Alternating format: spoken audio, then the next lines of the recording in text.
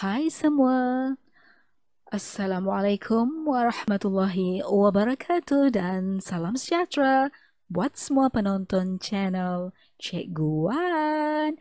Welcome to my world.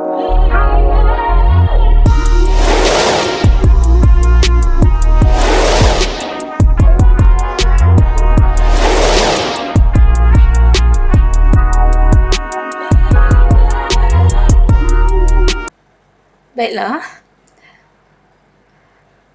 kali ini Cikgu Wan akan mengajak semua untuk mengetahui tentang permasalahan di dalam rumah tangga, iaitu khuluk. Ia adalah salah satu daripada tajuk pendidikan Islam tingkatan 5. Jom. Khuluk secara umumnya ialah perceraian suami isteri dengan lafaz talak atau khuluk dan dikaitkan dengan bayaran tertentu. Biasanya ramai para isteri dia tak mengetahui sebenarnya isteri juga punya hak untuk menuntut cerai daripada suami, bukan sahaja suami. Salah satu daripadanya adalah khuluk dan satu lagi tajuk sebelum ini iaitu fasakh. Itu adalah hak isteri. Contoh khuluk, isteri minta diceraikan dengan tebus talak sebanyak RM100. Maksudnya, isteri akan menyediakan sebanyak RM100 untuk dibayar kepada suami. Pengertian khuluk. Dari segi bahasa, maksudnya mencabut atau menanggalkan, manakala dari segi istilah, iaitu perceraian yang dituntut oleh isteri kepada suaminya dengan bayaran tertentu sebagai ganti rugi atau memulangkan mahar dan segala yang diterima dengan kadar yang telah dipersetujui bersama. Maksudnya, bukan sewenang-wenangnya sang suami ingin menuntut bayaran ganti rugi daripada seorang isteri sekiranya dia bersetuju untuk menceraikan isteri melalui khuluk. Malahan, ia adalah satu persetujuan bersama antara suami dan isteri. Selain daripada khuluk, dalam bahasa yang lain atau biasa dalam bahasa Malaysia dan bahasa Melayu, kita sebut tebus talak. Itu melibatkan wang. Ataupun selain daripada wang, apa sahaja barang yang berharga boleh digunakan untuk dijadikan ganti rugi dalam kaedah khuluk ini. Maksudnya dalam mana isteri menuntut khuluk. Hukum khuluk. Hukumnya adalah harus ketika bila, iaitu apabila isteri berasa tidak sesuai dengan suaminya dan bimbang berlaku derhaka terhadapnya jika perkahwinan diteruskan. Contohnya, kalau suami ni dia tidak mahu menceraikan isteri, sedangkan isteri tu dah muak dah tengok muka dia, mungkin dengan sebab tingkah lakunya terhadap isteri, tidak memberi nafkah, tidak melayani dengan baik dan sebagainya lah. Jadi mungkin ingin menuntut fasakh, agak sukar kepada isteri, mungkin kekurangan bukti untuk diajukan kepada qadi. Tapi kalau melalui khuluk, walaupun tiada bukti, contohnya apa sahaja yang dilakukan oleh suami yang menyebabkan isteri dah rasa tak serasi, maka khuluk adalah satu jalan yang perlu digunakan oleh isteri. Dan proses ini boleh dilakukan melalui mahkamah. Maksudnya kalau rasa nyampah tengok muka pun dah boleh minta cerai melalui khuluk. Rukun khuluk pertama, pastinya mesti ada suami. Kemudian isteri. Seterusnya bayaran. Bayaran yang dipersetujui. Berapakah jumlah yang dipersetujui dan juga lafaz. So ada 4 perkara atau 4 item rukun khuluk. Pertama, suami, isteri, bayaran yang dipersetujui serta lafaz. Contoh, isteri minta diceraikan dengan bayaran RM1,000. Suami berkata, aku talak engkau dengan bayaran sebanyak RM1,000 atau sebanyak itu. Maksudnya, bayaran RM1,000 ini adalah bayaran yang telah dipersetujui antara suami dan isteri. Hikmah khuluk, apakah kebaikan atau kelebihan khuluk apabila disyariatkan oleh Islam? Pertama, penghormatan kepada isteri supaya boleh bertindak mengikut undang-undang syarak. Okey. Maksudnya di sini, sekiranya berlaku sesuatu kepada isteri yang menyebabkan isteri ingin dilepaskan daripada suami sedangkan sang suami tidak mahu menceraikan secara biasa.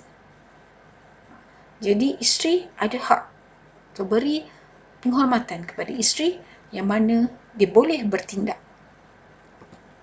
Kedua, mengelakkan kemungkinan berlaku penderhakaan oleh isteri jika terpaksa hidup bersama suami yang tidak disukai. Ya, yang kadang dalam rumah tangga ni dia lain sikit. Sebelum kahwin mungkin rasa boleh kan, tapi bila dah kahwin tiba-tiba mungkin perangai buruk suami, contohnya buka baju letak bersepah kan. Bila ditegur tak dengar kan. Jadi jika berlaku perkara macam ni, jadi isteri pun mungkin akan meninggikan suara ke, boleh jadi juga. So, bila meninggikan suara, dia dah masuk kepada penderhakaan. Jadi inilah salah satu daripada hikmah kenapa khuluk diharuskan dalam Islam. Yang ketiga, mengelakkan sifat ego suami yang suka menyalahgunakan kuasa sebagai ketua keluarga. Kita faham semua lelaki ni dia memang ada sifat ego. Jadi, saya tak nafikan ada suami yang lelaki yang ego dia rendah, tapi sebagai orang kata rumusan, lelaki memang ada sifat ego. Dia pantang dicabarkan. Minta maaf lah kalau saya salah cakap, tapi itulah yang diberi kan kepada seorang lelaki. Sebab kadang kalau salah, bukan senang nak minta maaf tu. Okay? Jadi itu sifat ego seorang suami. Jadi kat sini sekiranya si suami menyalahgunakan kuasa, contohnya dia menyuruh isteri macam dah hamba dah jadi kan. Kadang-kadang isteri pun dia tak mampu nak buat. Jadi kat situlah berlaku apa? Mungkin ada rasa apa? Suami ni dia, aku suami kan, kau kena ikut cakap aku. Jadi bila dah kena ikut cakap, maksudnya kat situ ego lah kan suami. Jadi sekiranya itu membebankan isteri ni tak nak ikut kan nanti derhaka kan. Okay, jadi disebabkan ini juga khuluk diharuskan. Maksudnya suami ni dia tak boleh terlalu ego ataupun bertindak sesuka hati dalam keluarga. Yang seterusnya, memberi pengajaran dan keinsafan kepada suami supaya membetulkan kesilapan. Kadang-kadang suami ni dia sayang isteri dia tu, tapi disebabkan sikap ego dia mungkin kurang berfikir ketika itu. Sebab itulah isteri mengambil keputusan untuk melakukan khuluk, dan sebenarnya itu adalah satu pengajaran kepada sang suami yang masih sayang isteri dia. Permasalahan dalam khuluk apakah dia? Pertama, isteri yang melakukan khuluk tidak boleh dirujuk kembali kecuali dengan akad dan mahar yang baru. Dan khuluk ini kalau dalam talak dia dipanggil, dia tergolong dalam talak ba'in sughra. Maksudnya dalam iddah pun tak boleh dirujuk. Sebab dia bercerai dalam secara khuluk. Sebab tu kalau nak rujuk tak boleh, tapi kalau nak kembali pada isteri dia dan isteri dia dah bersetuju, maka perlu ada akad nikah dan mahar yang baru. Baik, yang kedua, khuluk tidak boleh dilakukan secara paksaan. So tidak ada sesiapa yang boleh memaksa isteri untuk melakukan khuluk. Contohlah seorang suami tu dia tiada wang, kan, tak ada duit. Kemudian dia pun nak isteri dia ceraikan dia melalui huluk, dan dia boleh tuntut wang daripada isterinya. Jadi mungkin ketika itu dia memaksa, kau kena tuntut huluk di mahkamah supaya aku boleh dapat duit. Baiklah, huluk boleh dilakukan bila-bila masa, sama ada ketika isteri suci atau ketika haid. Berbeza dengan talak. Suami sekiranya melafazkan talak ketika isteri sedang haid, maka hukumnya adalah haram. Walaupun talak tu jatuh, tapi hukumnya adalah haram dan berdosa. Seterusnya, semua barangan bernilai yang boleh dijadikan mahar boleh digunakan sebagai bayaran huluk, seperti kereta, rumah, ladang, wang dan sebagainya. Jadi apa sajalah, ya. Tapi tak boleh lah rumah tak ada atap, kan? Kereta enjin tak ada, tak boleh lah. Maksudnya sesuatu yang bermanfaat, barangan bernilai yang bermanfaat. Kalau wang, kalau dulu lagi bagus, kan. Emas ke, kan, jongkong emas, itu boleh digunakan sebagai bayaran huluk. Apakah kesan huluk? Yang pertama kita tengok kesan huluk terhadap institusi kekeluargaan. Dia akan runtuh, roboh. Daripada ada satu keluarga yang bahagia, bila berlakunya huluk, maka akan runtuhlah institusi kekeluargaan dalam Islam. Yang kedua, suami isteri tidak boleh merujuk kembali kecuali dengan akad dan mahar yang baru, sebagaimana yang kita telah bincangkan tadi, yang Cik Wan telah sampaikan tadi, permasalahan dalam huluk.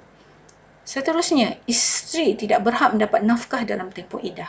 Kerana selepas berlakunya huluk, maka isteri tetap ada iddah, tetapi dalam tempoh iddah tersebut, kerana dia adalah tergolong dalam talak bain surah, maka isteri tidak berhak mendapat nafkah daripada suami sebagaimana talak raj'i. Seterusnya, anak-anak akan terjejas kasih sayang dan perhatian daripada ibu bapa. Sebab apa? Bila ada masalah, berlaku pergaduhan atau ketidaksefahaman antara ibu dan bapa, maka ibu bapa ni dia akan kurang memberi tumpuan kepada anak-anak. Jadi anak-anak akan rasa kekurangan kasih sayang, rasa tak disayangi. Sebab apa? Nak minta tolong pun buat tak tahu je, kan? Sebab apa?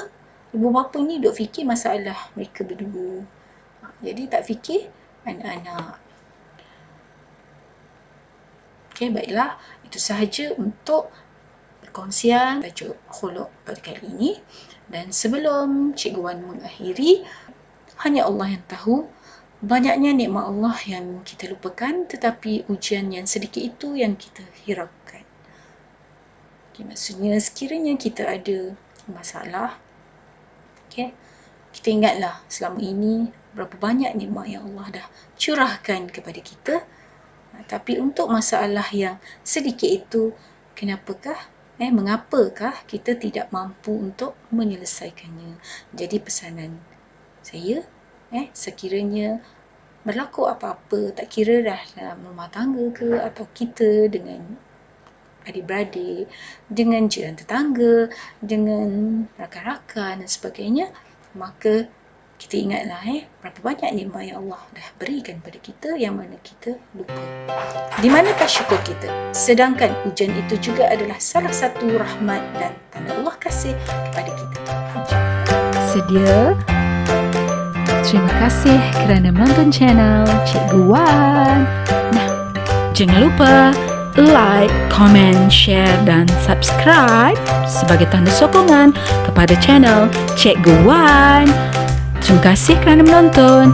InsyaAllah, jumpa lagi di video akan datang ya.